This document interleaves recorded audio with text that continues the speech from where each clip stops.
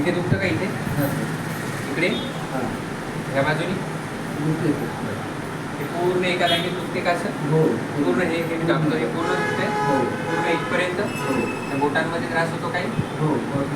मुंग्या वगैरे येतात का पायामध्ये? हां मुंग्या येतात सर. इकडे वरती कुठं दुखतं का? वरती येतो. इथे. हो. आणि मानेमध्ये हे हे खांदा. कधीपर्यंत त्रास आहे हा तुला आता? 10 वर्ष झाले का? 10 वर्ष झाली.